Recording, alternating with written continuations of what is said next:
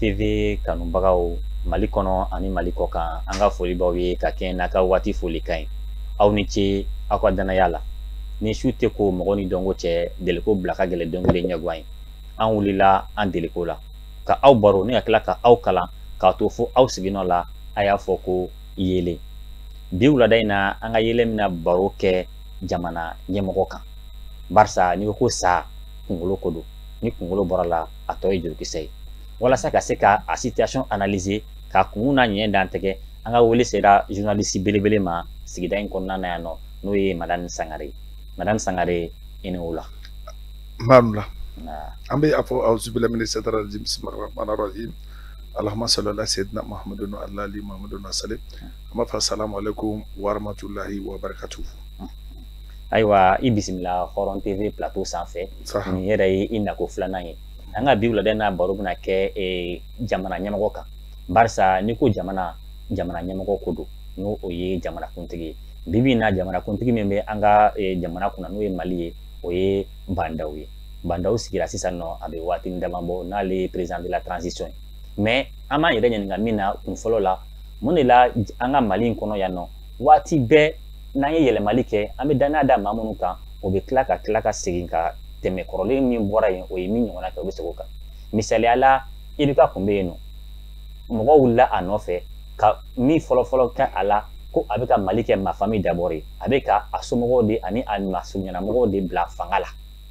Bandaw nalen an y'a ye o système kelen in fana bɛ ka kɛ barisa o bɛ ka yɔrɔ bɛɛ kɛ colonels ye fo mɔgɔw yɛrɛ nana terme kɛ ko c'est la colonisation de l'administration e yɛrɛ ka yeta ye jumɛn ye o système in kan. Bon o système na ne bɛ min fɔ fɔlɔ mɔgɔw ye Bandaw nana nacogo min na ani IBK nacogo tɛ kelen bon ne bɛ se k'a fɔ ko Bandaw nana nacogo min na o yɛrɛ de nacogo kungo ka bon kosɛbɛ parce que a kɛra danaya de responsabilité de don donc o dɔ de confier la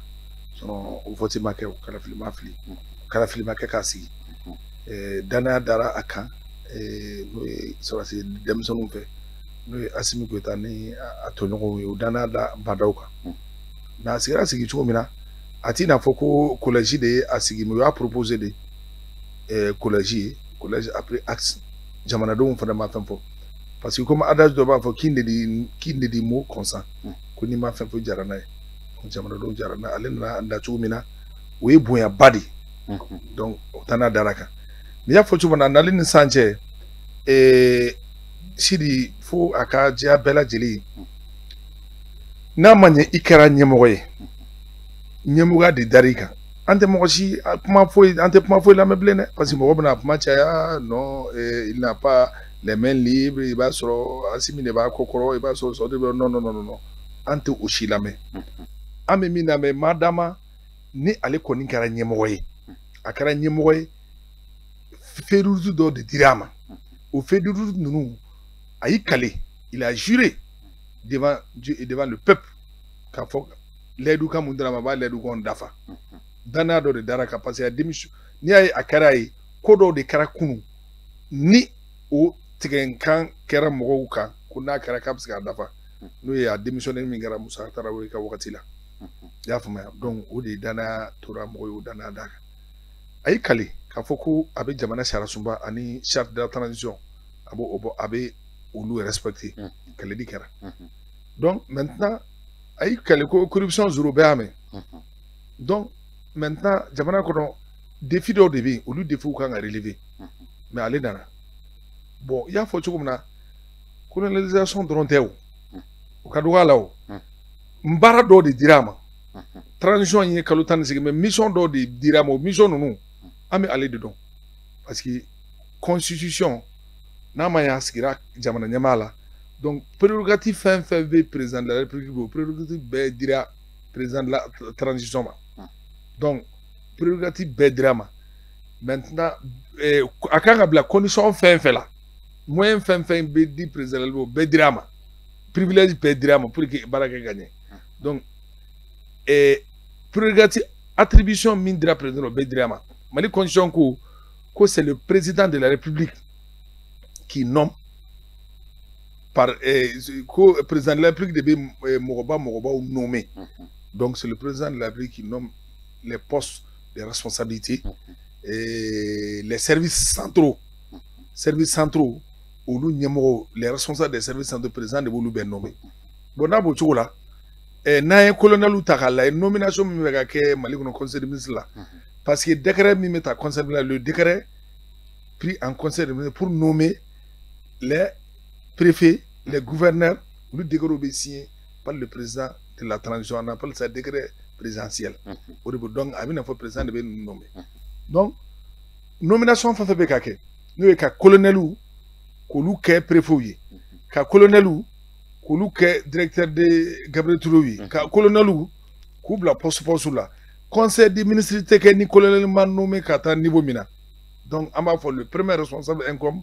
à Bandao, le président de la transition. Allez de Bidjana, avec un aller de Kadjen. Parce que Amado Mohamed Dana de Daraka. Donc, ante Mokosi la ambe aller de Ladje. Donc, aux colonisation, au moins, parce que au là, ambe Segin, Ibeka ta nyonana. Parce que afara ko Ibeka nana ma famille d'abord. Mais colonel Bandao. On a fait colonel et Anna Mali armée relay. Corps chaman bi Mali armée la garadi chaman bi lieutenant bi lieutenant colonel bi capitaine bi commandant bi général bi mais il y a jetmine ke clé flana foni mo mi israna tienye au depuis olu na phobie colonel de bikata fam be donc or oui fait mimbe amay jamana kono donc oui kili o nomination mo ka ke o nomination nous ke tu mai tellement nomination dans la fouille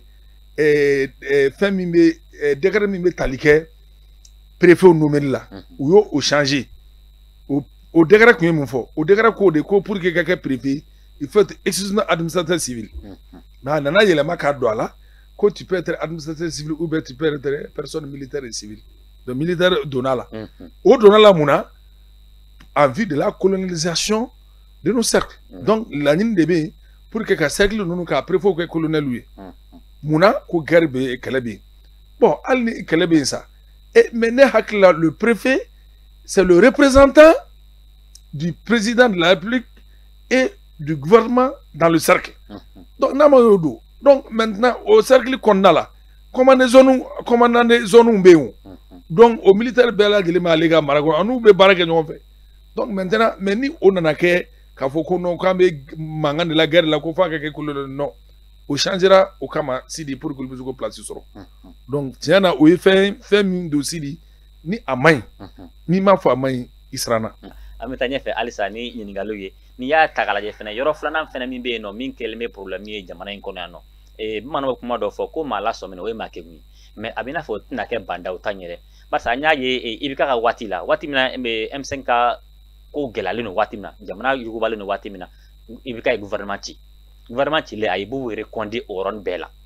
bu wéré kondi le gouvernement reste qu'il kera gele abayi fu nana ko malama de ka minyo na yino ko mini gouvernement ma o ko kelin fina banda o segina o kelin ngatuguni wati mina M5 keleme yentembe ka aga grève la o gouvernement ci tuguni ka premier ministre rekondi alsa gouvernement sigili ambe ni clé damado la gouvernement de cette sigi e reka yitala munde keleme ka ko gele ya bon sidi mimbe akugela dorete parce que au de fora bandoy ni kera nyamoko ni tula i ka négociation de fanga boya i ka dialogue de fanga boya ka lamelike wa hakila gouvernement ci limingara anyana gouvernement ci limingara anyana parce que muna o kera nyogoyen chama ne senfe ko bi ka tata tugumna o wanya mai ni mo mi go ko ta tugu kan ibe ngalona donc na bo tugula il faut que gouvernement ka fali gouvernement ko saye kungolo ni kungolo tera to be ke jurukse gouvernement nyango premier ministre aka démission anandu normalement nga tien fo de normalement pour que avec nga dana daka ak nga dana da premier ministre Kourawreka ka dana ka mogoro sugandi il doit prendre un temps jagwe muna parce qu'on est dans une situation exceptionnelle et que les ma barake et be romina et que les ma élection ma ke kisigi ma do di dana de ika no yi SNSP mogowi ex SNSP mogowi Assimi Goïta colonel Diaw foka tabla wagila u dana do ko o semene ko o don fana te mo do de fana kele ke yani o donche yani yɛlɛma ka don fanga la n'o ye M5 RFI o tɛmɛnen kɔfɛ société civile tɔ wɛrɛ fana bɛ yen i y'a faamuya n'o ye espoir pour le ex majorité présidentielle donc normalement nin sugu la ni premier ministre démissionnaire ta cogo la an bɛ situation exceptionnelle de la i b'i tulo dayɛlɛ ka lamɛnli kɛ ka mɔgɔw consulter ka M5 consulter ka sɔrɔsiw consulter ka diinɛmɔgɔw consulter i bɛ bɛɛ lamɛnlen kɔfɛ si o bɛ se ka kɛ 72 heures presse ko tɛ o bɛ o kɔfɛ i bɛ se ka premier ministre sugandi bon hali n'o premier ministre min sugandila hali n'o kɛra Mukutari Wande baasi tɛ mais o ma kɛ a kɛra séance tenante instantanée o kɛcogo man ɲi Sidi an ka tiɲɛ fɔ parce que mɔgɔ min ye premier ministre ye c'est le chef de l'administration bon o chef de l'administration ni wo fɛn fɛn yera baara la sa kalo damadɔ in kɔnɔna na premier ministre de bɛ nɔ don fɔlɔ yan'a ka se président ma bon an bɔra ka bilan min fɔ sisan k'o kɛcogo man ɲɛ o kɛra o premier ministre kelen de ka waati la e mana danna dɔ danna kurakuraw kan on peut rectifier les tirs baasi tɛ mais sans consulter les autres o ma ɲɛ o sans consulter les autres o ma ɲɛ o parce que o yɔrɔ kɛra fiɲɛ ye o tɛ kelen ye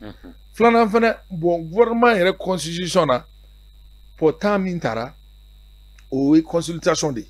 o tɛ baasi ye consultation mais a bɛɛ y'a kelen quoi mais en tant que ni premier ministre in dɛ fo premier ministre min bɛna dɛ fo consensus ka k'o de kan sɔrɔ ni premier ministre ne ye premier ministre sigi premier ministre min ni a compétence t'a la ni mɔgɔw ka danaya t'a kan k'a sigi mɔgɔ t'a dɔn i y'a sigi ni objectif min ye a dun ye baara kunfɔlɔ min kɛ o résultat man ɲi ka danaya da kan k'a sigi tuguni bon hali n'a nana équipe wɛrɛ sigi est-ce que Sidi ce n'est pas le même a tɛ k'a kelen ye baasi tɛ n'a a kurakurala kan maintenant gouvernement négociation bɛ sen na pour que gouvernement kura ka sigi bon o ka ɲi bon ne kɔni fɛ retardeli tɛ dɔwɛrɛ ye mun na parce que équipe de bɛ na équipe min bɛ se k'an bɔ dingɛ kɔnɔ il y a enjeu des réformes politiques enjeu des réformes institutionnelles bɛ yen enjeu de la lutte contre la corruption enjeu de grande sociale donc o enjeu minnu fana bɛ yen o enjeu ninnu équipe jumɛn de bɛ na équipe gouvernementale jumɛn na min bɛ se ka solution sɔrɔ ni problème bɛɛ lajɛlen na parce que gouvernement min tɛmɛna Musala ka kuma kulolen kan t'a la dɛ ko an kana ɲɔgɔn nɛgɛ falibo sɔrɔma kan o gouvernement kura dɔrɔn a man ɲi a ma baara a ka baara man ɲɛ e bɛ se ka gouvernement min tɛmɛna a man ɲi u ka baara man ɲɛ mais e bɛ se ka fɔ cogo di simple négociation avec un syndicat central ministre de la fonction publique bɛ fɛn fɔ kuma min dabali bɛ ban que tu vas ménager le Sénégal c'est très grave grave c'est un droit constitutionnel et c'est grave e bɛ se ka faamu cogo di gouvernement kɔnɔ gouvernement min ministre min n'o ye énergie des mines ye énergie ko ma courant ko gɛlɛya bɛ yen mais fɛn fɔ mɔgɔ ye mɔgɔ bɛ min faamu mais mɔgɔw bɛ bɔ k'a fɔ b'u ka ŋaniya yira a man ɲɛ olu bɛ opprimer o problème bɛ yen donc au gouvernement kelen kɔnɔna la comment tu peux comprendre au moment kelen kɔnɔna la c'est-à-dire e bɛ se k'a faamu cogo di ministre bɛ yen ministre minnu bɛ yen i bɛ depuis baara daminɛ fo bi i t'a dɔn u bɛ ka baara min yɛrɛ kɛ i t'a dɔn donc gouvernement sigira sigi cogo min na a man ɲɛ parce que a ma kɛ large consensus gouvernement ni consensus tɛ donc min bɛna sigi sen a ka kɛ gouvernement min mɔgɔ kana mɔgɔ minnu bɛ yen n'u bɛ se a baara la. Ayiwa mara nin n'an bɔra yen nɔ est-ce que an b'an yɛrɛ ɲininka est-ce que waati ma se sisan Mali ko in na an k'an yɛrɛ ɲininka mun de bɛ ka na ni nin bɛɛ ye barisa n'i y'a jateminɛ k'a lajɛ u b'a fɔ cogo min na ko Sulema wusa ni denba ye sonsori taara sonsori nana an k'an yɛrɛ ɲininka mun de bɛ fanga in na ni an ye danaya da maa o maa kan ni o bilala fanga in na o bɛ tila ka bɔ an jigi kɔrɔ barisa an y'a ye IBK natɔ la IBK ko ale ka fanga tɛna kɛ gâteau ye ko a bɛ tila min cɛ et puis ko il va pas négocier avec les rebelles o kɛra cogo min na an y'o ye Barrow natɔ la ko lui il peut pas promettre zéro corruption mais il y aura zéro impunité o fana sigilen sisan cɛ an y'a ye ça ne va pas est-ce que an man ka an yɛrɛ ɲininka sisan fɛn jumɛn de bɛ fanga in jukɔrɔ ni an tɔw tɛ min kalama e yɛrɛ ka yita la. non foyi t'a jukɔrɔ Sidi mun don anw yɛrɛ de don anw yɛrɛ de don parce que nous les Maliens parce que on est trop soumis anw yɛrɛ de don Algérie filɛ wagati min na Algérie olu ye u ka révolution kɛ fanga yɛlɛma kɛ ayiwa président min nana a ye premier ministre mɔgɔw ma jɛn n'a ye wuli ka jɔ gouvernement min sigira mɔgɔw ma jɛn ni gouvernement ye Algérie u ma marche ni fɛnw ma kɛ yan fo président taara u nana ni gouvernement min mɔgɔw ko gouvernement ma u ye wulikajɔ kɛ tuguni f'a kɛ k'u ta ye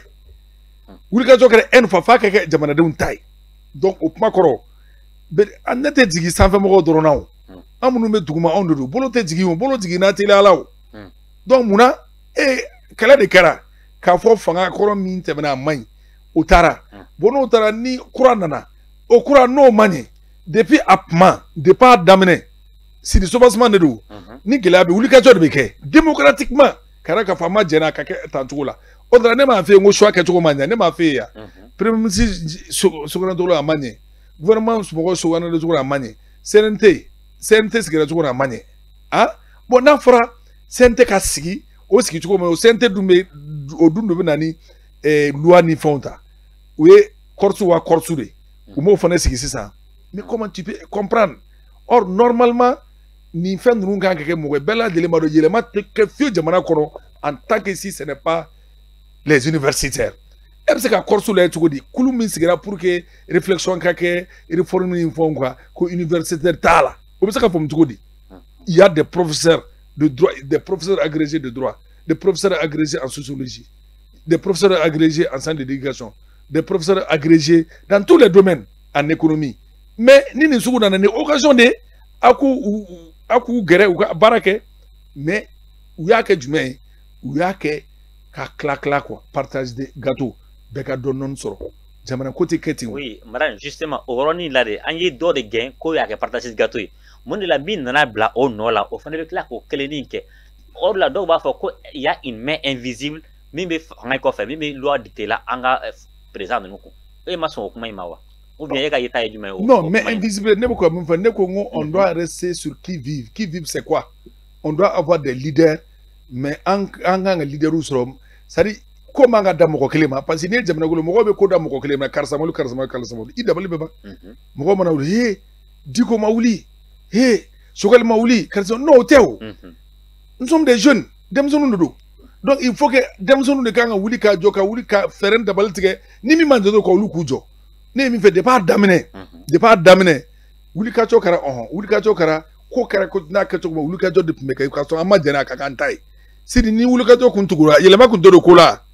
mais a ma kɛ o a fɛnna dɔrɔn bɛɛ y'i di ou bien mɔgɔ dɔw bɛ t'u ka intérêt nɔfɛ ni M5 la ye mɔgɔ joli bɛ yen minnu bɔra a la ka taa nata la ka taa don nin na k'a sɔrɔ u b'a dɔn tigi a cogoya man ɲɛ a ka ca a man ca bon o de problème ye mais i b'a ye k'a fɔ jamana tɔw la Algérie nous na jamana tɔw la o tɛ yen o donc il faut que pour que fanga bɛ lakɔlɔsi fanga bɛ suivre a tɛ to a yɛrɛ ma n'a tora a yɛrɛ ma dɔrɔn tiɲɛni bɛ kɛ donc ne bɛ fɛ ka min fɔ dɔrɔn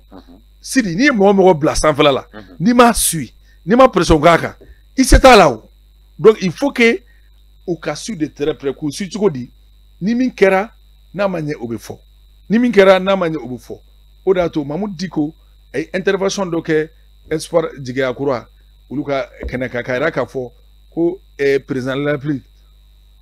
fo ka taa bila premier ministre la fo ka taa bila Assimi Goïta a y'o critiquer k'a yira k'a fɔ vraiment danaya min dar'u kan danaya minɛ min dar'u kan jusqu'à preuve du contraire on n'est pas satisfait a y'a fɔ a ma fɔ a y'a fɔ il dit que le président est distant du peuple il dit que le premier ministre est froid il dit que Assimi Goïta je ne sais pas quoi dire donc c'est pour te faire comprendre que ça dit danaya de dar'u kan quoi i y'a faamuya o danaya min dar'u kan danaya minɛn tɛ ka fa ale y'a fɔ o y'ale ka fɔta ye mais ale dɔrɔn de balidenw yan parti politique tɛ yan coup social tɔw tɛ yan M5 dɔrɔn tɛ o ye kulu dɔ de ye o bɛɛ ɲɛ b'a la k'a fɔ jamana bɛ cogo min na a taacogo man ɲi kolonɛliw de bɛ ka nommé wagati bɛɛ lajɛlen na o tɛ bɛɛ ɲɛ b'a la k'a fɔ tiɲɛ yɛrɛ la poste minnu bɛ ka nommé ka mɔgɔw bila kɔrɔsi ninnu fɛnw na a bɛɛ ye nagakɔrɔtaw ye bɛɛ y'a dɔn k'a fɔ CNT sigi cogo man ɲɛ n'a fɔra CNT la mɔgɔ minnu bɛ yen au temps d'IBK mɔgɔ minnu les gens qui ont été députés mɔgɔ minnu bɛ yen mouvement yɛrɛ wulila mɔgɔ minnu sababu wala olu mɔgɔ kolon nana don nin ko la tuguni mais c'est très grave donc maintenant c'est pour te faire comprendre que normalement on doit suivre de très près bɛɛ kan k'i impliquer a la. Ayiwa madame sisan nɔ an bɛna solution fan fɛ sisan nɔ barisa ni problème bɛ yen problème tɛ yen solution tɛ problème min na ka e yɛrɛ bila bandaw place la nin waati in na kalo tɔ 9 tɔ tora min ere ka solution mi ka juma yi pour que jamana me se ka lafiya cogo min na. Bon ne ka solution mi ka mi bandaw nalila fɛn belebeleba damadɔ de ɲini no a fɛ transition do fɛn b'a to fɔlɔ les réformes réforme de ɲini no a fɛ réforme politique réforme électorale olu réforme politique institutionnelle de ɲini no a fɛ n bɛ o fɔlɔ bolo da teliya la réforme tɛmɛnen kɔfɛ organisation d'une élection législative d'abord et présidentielle. Législative d'abord et présidentielle. Ou élection béké. La flaque est fait ou bien séparé. Bon, la flaque c'est quelque chose fait ou bien il est législative pour que soit la présidentielle. Donc ou béké. Donc nous kera. Abanare mission de Diao. Avec des priorités follow. Mais constitution fallait ni nous. Ou des réformes. Ça des réformes institutionnelles politiques. N'a pour institutionnelles ou donc n'a une flaque priorité. Quand il y a un ban, quand il y a une priorité, bon, 18 mois là, c'est 9 mois, c'est indicatif pour le mieux. Maintenant, il y a une flaque boloda, il y a 9 mois, c'est là. N'a y a un cas 9 mois, c'est et bolo mi chido mola, c'est dit, au bolo de la mola, dobe fraka, au te problème mieux. Mais il faut un extra de follow quoi. Donc, aux réformes politiques, t'étais fiou pour que aux réformes politiques, il faut que aux réformes nous ok. Un mogobe au instrument de là. Il faut un gouvernement costaud, consensuel, digne de ce nom. En Mogobola. Au terme qu'on fait, au réforme pour que réforme il faut que nous au réforme que au lieu que donc maintenant, je donne un exemple concret. Ni réforme, mon faut que réforme, je justifie. Parce qu'il n'y a pas de si n'ango amta élection sans les réformes. Au coro amena dame case de départ de là. Au coro ça dit kunkele mi mo wili ka ibe ka élection contexte de au kunkele de bena ketuni. Ni mali constitution jadimene c'est ça. La constitution malienne est caduque. Constitution malienne ça dit atise ka adapter réalité là muna. Mali constitution on a dit que si la cour constitutionnelle c'est la Cour constitutionnelle qui proclame les résultats définitifs des élections présidentielles et législatives. Cour constitutionnelle de Bouquet. Bon, au Cour constitutionnelle, donc, il y a une élection qui est 600. Une élection qui est la Cour constitutionnelle de Bidjabi, la bandi. Mais Cour me met 600. Donc, à Cour d'eau. Problème bien. Donc, à Cour Mogoble. Il y a à Cour Mogoble. Bon, au Loubena, élection, Alna sur élection Kera. Ni Benaka, Alna sur la Kara Tiaka. Ni Oluwe. Il diable mindi so soltala donc au coro oui fien doy au cours nomination fana o be nommé to mi fana o dono no mo ko non ton o mo dono do bo jele makanga do la jele makanga do jume fana parce que pour éviter perpétuel coup d'état on doit changer le régime politique du Mali régime semi-présidentiel lo ou ka bola ka régime parlementaire pour que régime parlementaire jume Fanga ka dit parlement. Donc non seulement au cas Mali parlement qui est bicaméralisme, le bicaméralisme c'est le parlement qui a deux chambres. Actuellement le parlement malien c'est le parlement monocaméral. C'est le monocaméralisme. C'est une seule chambre qui est l'Assemblée nationale. Bon, anga temo au cas anga bicaméralisme na. Muna ni bicaméralisme qui est la Sénat ni Assemblée nationale. Sénat ka créé. Ni Sénat créé là na fa babala. Au Sénat créé libe ke sababuye. Jamana nyemo aka manda 5 ans. 5 ans konnala ni amaseka baraka ka nyesiri ni amaseka baraka ka 2 ans il en faut ibeka 2 ans 3 ans na amaseka baraka ka nye soit s'il est incompétent ou s'il est incapable donc incompétent ni incapacité qu'il est ola yani coup d'état kaka ala coup d'état tegede donc son sort il relève du parlement ou la parlement be vote de kessa ni vote kera c'est la réunion du parlement on appelle ça le congrès. Au lieu de voter, ni voter car les 2 tiers du parlement, les 2 tiers du Sénat, plus Assemblée. Non, nous, Koko président a dit, a démissionné, on appelle ça la destitution. C'est ça qu'on fait aux États-Unis. C'est ça qu'on fait au Sud-Afrique. Jacob Zuma, Jacob Zuma, a un mandat écourté la Ninedo. Donc, au nom de Akono, faut ni constitution quelle est le 29 février 92 l'élection que ni quelle venana si le président menana wallahi président menana e jome demba muka ko yoro la président menana na afrika cour constitutionnel mo ko kononton sugandi e danga de biko o mo ko kononton sugandi le e be mo ko saba président be cour constitutionnel mo ko saba sugandi ota bon ale be mo ko saba sugandi assemblée président be mo ko saba sugandi e ba so assemblée président c'est-à-dire nataka mo lubu gu président lubu onini président ka ta côté kelena o temeno ko mo saba do le président du conseil supérieur de la magistrature lu fana be mo saba sugandi donc obligatoirement président be déjà manake obligatoirement déjà manake donc au cas changer anga que réforme anga que régime parlementaire pour donner le pouvoir aux députés de destituer le président de la République avant le terme de son mandat donc au réforme institutionnel au kanga ke réforme même fena kanga ke sidi cour constitutionnel mode de désignation au cas changer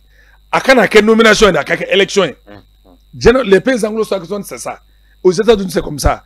les membres de la cour constitutionnelle sont élus donc ou bien collège électoral de convoquer ça au collège be mo comme sidi ou ça ka déclarer bon ça les professeurs de l'université les juristes les magistrats mumbe à 10 ans 15 ans ou dossier là-dedans. Ou là, entre eux-mêmes, ou ni ils choisiront de décider. Indépendance qui boloa. Ou là, avec un courrier légitimé. Au terme qu'on fait un organe unique de gestion des élections, fait un organe qui est élection, administration territoriale, élection, organisation, kabouabou. Ok, c'est moi là. Donc, on a un organe mi. C'est-à-dire, il faut Burkina Takara Tchoumra, il faut Korba Takara Tchoumra, organe mi. Mimbe élection belabe. Mimbe élection mimbe DG ka fanga be dama Seninga fanga be dama Absolument ka fanga be dama même cour constitutionnel ta ka mi contentieux au taka kuyi mais ali cour constitutionnel ta be ka résultat définitif mais akanaka ni cour ye quoi ça n'a pas ka ni cour akaka cour mi ni ça dont les membres seront désignés par élection. O la no karasidi o la ka nomination aka élection aka élection o réforme beka nga kede polo yani élection o la sidi hal na mata sangale ne ko fait il faut les réformes dignes de ces noms bon mun la fone ko réforme c'est nécessaire réforme politique nationale que ko mais parce qu'il est attimé que anga mode de désignation des députés pour que député il ka que député c'est ça mal kono il faut pour que il ka que président il faut 10 députés. Député Tanguy parrainé. Au cas où, parce que député est joint ça. C'est un thème où on est député. C'est un thème où on est député. Donc, on est donc parrainé. Qu'on change. Yafma, quand système de parrainage, voilà. 25 millions de frais kacha. Il n'y a pas la double coupe à 50 millions, même fola. Nous, 25 millions de karaté. Au corps, où on a ni 7 mois, mais était candidat. Donc, au système changé. Si le système au système changé, la constitution c'est une constitution rigide. Au cas où rigide, la caca souple. Constitution rigide, c'est quoi? C'est une constitution qui ne peut pas être révisée sans le référendum. C'est ça la constitution rigide. Ni référendum t'a été changé. Mais la constitution fleur, même si virgule c'est qu'il y a là, hein? En tant que ni référendum t'es. Donc c'est pour qu'on dit que la constitution est rigide. Donc on a rigidité quelque souplesse. Pour qu'il y ait quelque souplesse, il faut un référendum. Il faut obligatoirement réforme institutionnelle ou référendum ni. Au référendum dit donc référendum désormais souplesse mais le parlement on donne le pouvoir au parlement. Donc chaque fois ni il y a les membres de constitution les 2 tiers du congrès parlement est réuni. Ça, c'est le Congrès. Au deuxième soama, la constitution avec l'élément. Donc, il y aura 2 voix. Voix référendaire et puis encore voix du Congrès. C'est comme la France. En France, en 1958, la constitution est l'élément Ninkara. Le référendum, c'est fait en 1958. Dès lors, jusqu'à maintenant, constitution est l'élément. Dès lors, tout ça, c'est. Où France, c'est une république de là. À Tobe, mi. Ou des congrès de changements, congrès de modification. Donc, on peut faire modifier la constitution sans aller sans gagner plus gros là. Donc, au lieu no makesiri, n'entra ni tchokonina, quand faut quoi mettre élection présidentielle là, quand élection législative là. Donc, ambora kunkele miyan ke ni ibeka tarade. mo président kura mina dɛ o président kura in be fɛnɛ be o ɲɔgɔnna kelen nɛgɛ siri donc an b'o fɔ bandaw ye nin kuma an b'o de fɔ bandaw ye ni ne kɛra ye ne bɛ fɛ a k'a kɛ cogo a kana kungo caya fɛn fila a ka taa n'o ye donc tɔ ninnu a k'olu bila circuit la corruption ni fɛn ninnu ko o dossier engagé quoi o tɛna se ka ban tile la o a ko engagé dɔrɔn président mais a kɔni b'a engagé da ka don a la donc o tɛmɛnen kɔfɛ gouvernement social minnu bɛ yen a ka fɛɛrɛ kɛ ka sigi ka fɔ kɛ u ka sigi ka fɔ ni sigi ka fɔ bɛn bɛ kɛ ko la o. d'accord ok mara ni waati banna ka ban donc an ka foli bɛ di i yɛrɛ ma i nana ka na an ka wele jaabi a diyara an ye kosɛbɛ an hakili la lamɛnbaaw fana ye faamuyali sɔrɔ i ka nin walawalalen ninnu na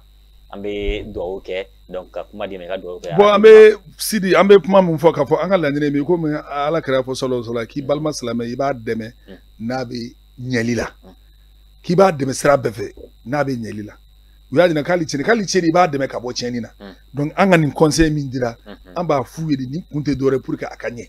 donc u ka fɛɛrɛ kɛ an ka kumakan u ka dɔ ta ala n'a bɛ u ka dɔ ta la a bɛ se ka ɲɛ u bolo cogo min na donc an bɛ dugawu de kɛ jamana ala ma suma la ala ma sini kɛnɛya d'a ma ala ma haminako nɔgɔya ala k'a laban ɲuman d'a ma maa minnu mana ɲɛmɔgɔ la u kana ɲɛmɔgɔya privilégié la u ka responsabilité lajɛ responsabilité jumɛn jaabi n bɛna jaabi jumɛn de di o de ka gɛlɛn Sidi n bɛna jaabi jumɛn de di e ka wele k'e kɛ yan directeur ye ou bien ka ni émission d'e ma émission in tɛ o i bɛ wari min sɔrɔ chaque mois o tɛ o mais e bɛna émission jumɛn de produit jumɛn de bɛna mɔgɔw nafa jumɛn de ka se jamanadenw ma donc ni mɔgɔ min fana kɛra ministre ye n'i bɛ ministre ɲini na n'i bɛ député ɲini na n'i bɛ o poste ɲini na e ka hami ka kɛ min ye pour donner une réponse au problème des gens donc je vous remercie. ok merci bien Maran ayiwa an minnu fana tun bɛ k'an filɛ Hɔrɔn TV fiɲɛ siraw fɛ an ka foli bɛ k'a di aw bɛɛ lajɛlen ma an bɛ kumakan laban ka dugawu kɛ an ka jamana ye mankan ni furugufurugu min an ka jamana in kɔnɔ ala ka jisuma kɛ a fura ye gɛlɛya min fana bɛ sen na ala ka jisuma kɛ a fura ye ala ka Mali lakana ala ka bɛn ni kelenya sabati Mali kɔnɔ wasalam.